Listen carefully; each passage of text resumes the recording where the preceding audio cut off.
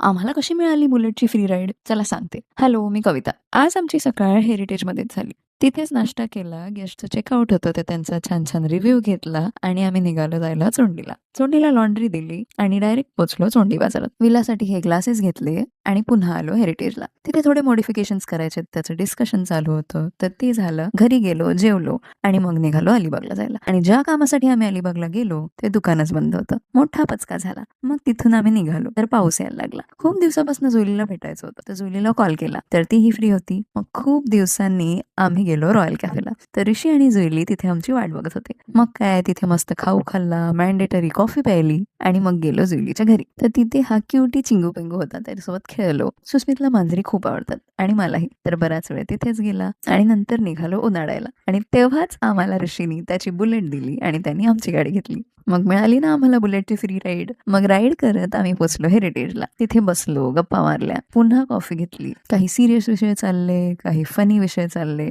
रात्र कशी झाली कळलंच नाही आणि खूप पाऊस पडत होता. मग आम्ही सगळ्यांनी घातले आमचे मॅचिंग पोंचो आणि निघालो घरी. तुमचेही असे मित्र असतील ना ज्यांना भेटल्यावर वेळ कसा जातो ते कळतच नाही. त्यांना कमेंटमध्ये टॅग करा आणि बघायला नक्की या कविताची गोष्ट.